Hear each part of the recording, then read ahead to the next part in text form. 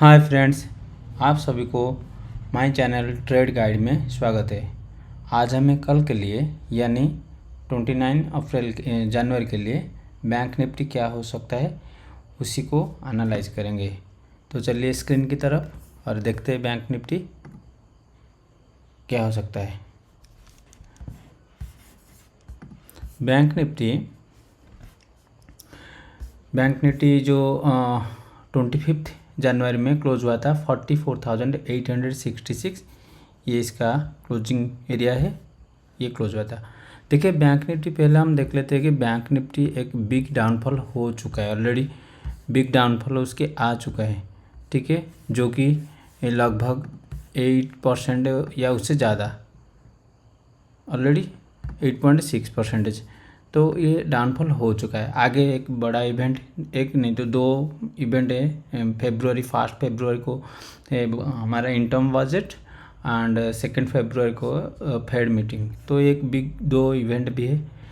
ये ऑलरेडी दो बड़ा फॉल हो चुका है और ये इसकी सपोर्ट एरिया के आसपास आ चुका है। जो उसका सपोर्ट होना चाहिए था उस एरिया के आसपास आ चुका है। तो अभी हमें यहाँ मैक्सिमम टाइम कॉल की साइड में सोचना है और पुट की साइड में कम सोचना है। तो हमें कभी भी अगर अपॉर्चुनिटी हमें मिलता है कि कॉल ले सके तो हम मैक्सिमम कॉल लेंगे, पुट लेंगे अगर वैसा कोई अपॉर्चुनिटी आएगा, पर हम कॉल की साइड में ज़्यादा सोचेंगे जब तक ये जो एरिया ब्रेक नहीं करता है। तो इसको हम, ये डेली टाइम फ्रेम है तो इसको हमें अभी 30 मिनट को ले लेनी है और हमें और एक बार देखना है, ठीक है।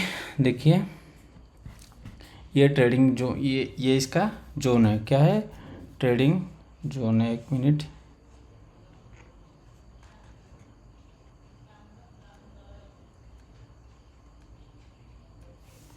हाँ ये देखिए इस जोन के अंदर बैंक निफ्टी अभी ट्रेड करा है, जो कि ऑलमोस्ट 900 पॉइंट है। कितने पॉइंट? 900 पॉइंट की ट्रेडिंग जोन में ये ट्रेड करा है।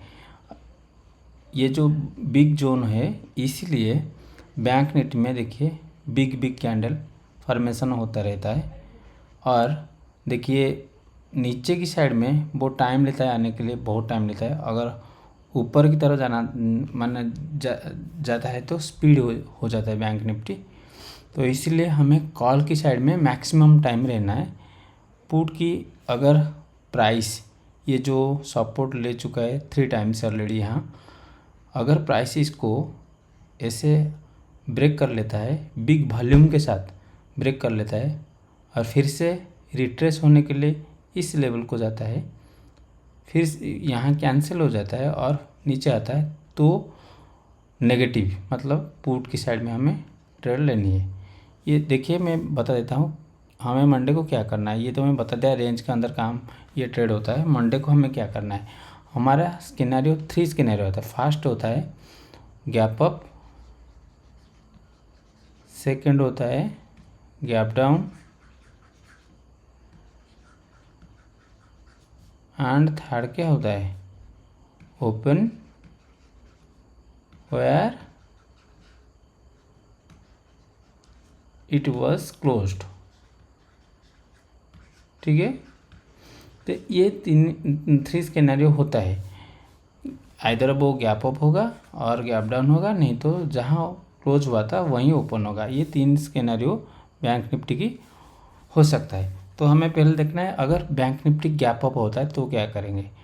अगर इस रेंज के आसपास वो गैप अप हो जाता है प्राइस, हमें इमीडिएटली ट्रेंड नहीं लेनी है। हमें पहले देखना है कहीं कैंसिल, कोई भी कैंडल चाहे 5 मिनट की हो 15 मिनट की हो, कोई भी कैंडल इस एरिया को कैंसिल अगर कर देता है तो हमें पुट की साइड में ट्रेड लेनी है, पुट की साइड में ट्रेड लेनी है। और हमारा फर्स्ट टारगेट ये जो हमारा रेंज है पर ट्रेडिंग जोन है, इसी के आसपास होना चाहिए। ये हो गया। अगर प्राइस जहाँ ओपन हुआ, जहाँ क्लोज हुआ था वहीं ओपन हो जाता है इस एरिया के आसपास, तो ये एक हमारा नज़दीक सपोर्ट जोन है। अगर यहीं कहीं पे भी सपोर्ट ले लेता है बैंक निफ्टी और कोई भी कैंडल ऐसे बन फॉर्मेशन होता है तो हमें इसके नीचे स्टॉप लॉस लेनी है। ऐसे लगाकर हमें इस प्राइस जोन को टारगेट रखना है, इस प्राइस जोन को टारगेट रखना है और हमें कॉल लेनी है। हाँ, और एक बात, हमें कॉल पुट कुछ भी लेना है at the money, ATM meaning at the money, और ITM meaning in the money लेनी है। ठीक है, अगर आपको at the money, in the money ये कुछ मालूम नहीं है तो आप बताएंगे तो मैं इसके बारे में एक वीडियो भी बना दूंगा। ये मेरा फर्स्ट वीडियो है, इसलिए मेरा जो कम्युनिकेशन स्किल थोड़ा कम आपको लगेगा, पर मैं जो बता रहा हूँ वो आप देखिए, मेरा टोन पे मत जाइए। ठीक है, तो हाँ, तो अगर गैप अप होता है प्राइस इसके आसपास तो हमें पुट लेनी है। अगर कोई कैंडल अगर कैंसिल होता है तो, और गैप डाउन होता है नीचे, अगर कोई कैंडल कैंसिल हो जाता है तो हमें कॉल लेनी है, यहाँ कॉल लेनी है और यहाँ पुट लेनी है। अगर जहाँ क्लोज हुआ था वहीं ओपन होता है और थोड़ा सा नीचे आते हुए वो सपोर्ट लेता है तो भी हमें कॉल लेनी है। आप ये एक बात देख लीजिए, आपको हमेशा सपोर्ट के आसपास, ये बिग टाइम फ्रेम में ये जो एरिया है, ये जो एरिया बिग टाइम फ्रेम की सपोर्ट एरिया, ये आपको ध्यान में रखना है। और कहीं पे भी अपॉर्चुनिटी आता है तो हमें कॉल की साइड में ट्रेड लेना है। तो अपॉर्चुनिटी कैसे आएगा, अगर प्राइस ऊपर जाएगा फिर नीचे आकर नीचे नहीं आएगा, कहीं पे भी सपोर्ट ले लेगा तो हमें ये मानना है ये अपॉर्चुनिटी है कॉल लेने के लिए, और हमारा स्टॉप लॉस छोटा रहेगा, टारगेट ये बहुत बड़ा हो जाएगा। इसका जो बिग टाइम फ्रेम की टारगेट तो बहुत बड़ा है, पर हमें इंट्राडे के लिए देखना है। इंट्राडे के लिए हमको 3 स्केनरियो जो मैं बताया था, ये इसके आसपास कॉल लेनी है, अगर यहाँ सपोर्ट लेता है भी कॉल लेनी है, और यहाँ रेजिस्टेंस लेता है तो हमें पुट लेना है। और एक स्केनरियो बनता है अगर प्राइस गैप अप होते हुए पूरा ऊपर निकल जाता है इसके आसपास, जो कि 45,747, तो हम क्या करेंगे, अगर इसके आसपास लेना है तो हमें नाइदर कॉल लेनी है ना पुट लेनी है। हमें एक बार इसको टेस्ट कर देना है, प्राइस ऊपर जाता है फिर अगर नीचे आता है आइदर यहाँ और यहाँ कहीं पे भी सपोर्ट ले लेता है तो हमें कॉल लेना है। और उसका नेक्स्ट टारगेट ये लाइन होगा जो कि 46,371। ठीक है, ये लाइन पहुँचेगा और ये फिर से और एक ट्रेड जोन को आ जाएगा। ये एक ट्रेड जोन जहाँ प्राइस इधर उधर मैक्सिमम टाइम होगा, अगर ऊपर की साइड में जाएगा तो कॉल, अगर नीचे की साइड में आएगा तो पुट। ये मान लीजिए कि प्राइस हमारे ट्रेड करने की जो एरिया है ये एरिया ट्रेड जोन नहीं है, ये एरिया हमको वॉच करना है किस साइड में वो मार्केट मूवमेंट होता है।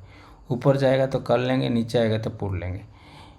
वैसे ये एरिया भी ट्रेड जोन नहीं है, हमको देखना है अगर यहाँ रेजिस्ट लेता है तो पुट लेते हैं, नीचे आता है और यहाँ ये ब्रेकआउट करता है तो हमें ये कॉल की और ये पुट की, ऐसे हमको ट्रेड करना है। हमको एरिया ढूंढना है किस एरिया में हमको ट्रेड लेना है जहाँ हमारा रिस्क कम हो जाएगा और रिवार्ड हमारा ज़्यादा हो जाएगा। अगर हम इधर उधर कहीं पे भी ट्रेड लेंगे तो ठीक नहीं होगा। हाँ, एक हमारा व्यू रहना चाहिए कि हमें मार्केट में किस साइड में ट्रेड लेना है। ये जो मार्केट की, जैसे कि मार्केट ऐसे मूवमेंट हुआ था, एक बिग फॉल हुआ है, ये 8.6% की बिग फॉल हुआ है, तो हम मार्केट ये जो एरिया में पहुंच गया है, इस एरिया में ये सपोर्ट की चांसेस ज़्यादा हो जाता है। अगर नीचे आना चाहिए तो भी उसको ऊपर एक बार जाकर नीचे आना चाहिए। तो इसलिए हमें इसके आसपास मतलब इस एरिया के आसपास हमें कॉल की अपॉर्चुनिटी देखना है। अगर वो प्राइस ऊपर जाएगा और ये जो हाई है उसको क्रॉस नहीं करेगा तो हमें पुट की अपॉर्चुनिटी देखनी है। ये बिग टाइम फ्रेम के लिए मैं बता रहा हूँ। इंट्राडे के लिए इसके आसपास हमको कॉल देखनी है और इस एरिया के आसपास हमको पुट में ट्रेड लेनी है। अगर ये एरिया क्रॉस कर लिया तो हमें पुट भूल जाना है, हमको देखना है कॉल कैसे ट्रेड करनी है, जो कि अगर प्राइस इसको क्रॉस करके यहाँ सपोर्ट लेता है कॉल ले लो, टारगेट यहाँ हो जाएगा। अगर इसको क्रॉस करके और एक बार इसको सपोर्ट लेता है फिर भी कॉल लो, टारगेट ये हो जाएगा। अगर इसको क्रॉस कर लिया तो इसका टारगेट बहुत बड़ा टारगेट आ जाएगा। तो हमें मैक्सिमम टाइम कॉल के साइड में रहना है जब तक ये जोन ब्रेक नहीं करता, तब तक हमें कॉल की साइड में रहना है। पुट भी हम कर लेंगे, कॉल भी लेंगे, पर मैक्सिमम हमारा व्यू होना चाहिए कॉल की साइड में। 1 मिनट, हाँ, व्यू होना चाहिए कॉल की साइड में। तो हमारा हमने जो बताया, अभी मैंने जो बताया, ये ट्रेड रेंज है। नीचे की जो एरिया है 44,554, ऊपर की जो एरिया है 45,373, और उसके ऊपर अगर निकल जाता है तो ये बहुत सारे रेजिस्टेंसेस है। ये फास्ट रेजिस्टेंस है 45,496, उसके बाद 45,747, उसके बाद आता है 46,370, और उसके बाद आता है 46,836। उसके ऊपर भी, मतलब ये तो बहुत बड़ा रेंज हो चुका है ऑलरेडी। तो हमें इसके आसपास ट्रेड लेनी है। मैं और बार बार बता रहा हूँ, इसके आसपास हमको कॉल लेनी है, इसके आसपास हमको पुट लेनी है।